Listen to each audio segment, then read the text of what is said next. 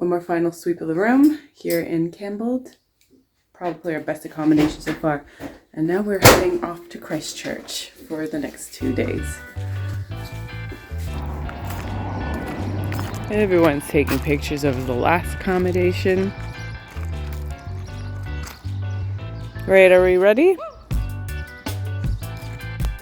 Today's drive would be a short one, clocking in at only 2.5 hours. To be honest, we did not make many stops due to weather and, well, I'm not really sure what there is to see in that area, so please leave me a comment below.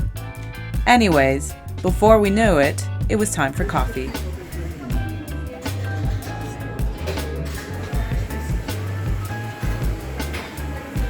Just had a coffee here, much needed coffee, and made a plan because we were only an hour away from Christchurch and thought, you know what, we can't even check in until 3. So we decided to drive down to Akaroa and then into Christchurch. So that'll be 3 hours on the road, which is fine. I'm thinking we're just gonna go straight to Akaroa, enjoy Akaroa, have some lunch there, maybe a little picnic, and then drive up to the hotel.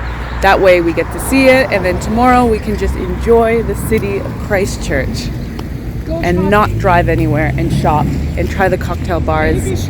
I'm very excited. Oh, Mom, watch out for the truck. Really don't want to be hit by that.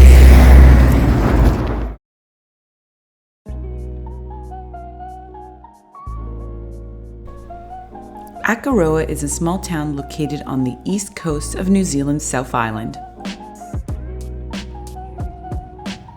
Approximately 75 kilometers away from the southeast of Christchurch.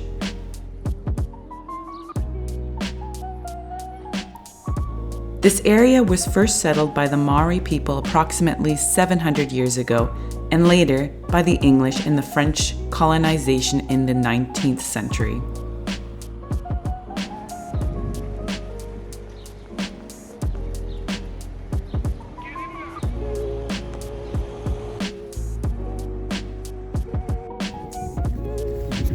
Made it to Akaroa. Took lots of footage with my camera, but of course my battery died. That's how pretty it is. Anyways, been here before, 2 years ago I guess it was, so I think I never made a video about it, which is a bit unfortunate now that I'm thinking about it.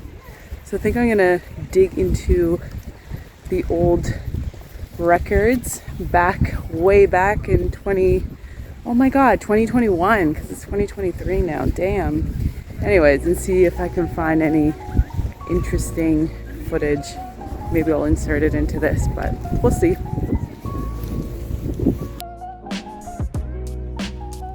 In 1838, French whaling captain James Franco negotiated to purchase the land surrounding Akaroa Harbor from the local Maori chiefs. He established the French settlement called Port Louis Philippe and brought many more French settlers to live here. However, in 1840, the Treaty of Waitangi was signed, making New Zealand a British colony.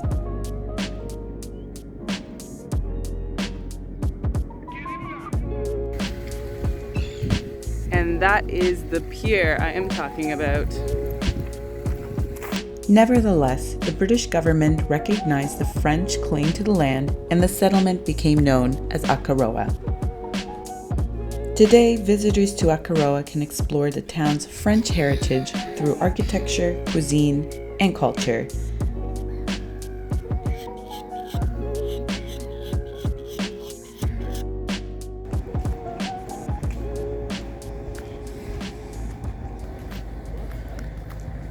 There's a rare bird that nested on the actual pier down there. Yeah, and the pier is starting to fall apart. There's talks, well, there's not talks, they are doing a 10-year plan to replace it. So this historical pier is being replaced, but currently there's a bird nesting on it, a rare bird. And that was Akaroa. And now we're gonna get back into the car and head into Christchurch. And that is where we'll be staying for the next 2 nights. And I am looking forward to not doing a long road trip tomorrow and just enjoying Christchurch and seeing what has changed since the last 2 years that I've been there. And because of the earthquakes, a lot has changed over the last couple of years. Since the first time I got there, it was an alright place. The year after that, stuff was happening, and now it's just expanding even more. So let's go check it out. Or maybe let's just check it out tomorrow, because I feel like this vlog is over for today. That was enough. Alright, see you later. If you enjoyed that video, please give it a thumbs up and be sure to subscribe. I've got another 4 coming out of this series with traveling with my parents, and a lot more coming up in 2023 in general. So be sure to follow. So long! And just one last thing. If you ever find yourself in Christchurch and you are a fan of craft beer and good food, definitely check out the Craft Embassy. So long! MC Craft, you're doing a great job.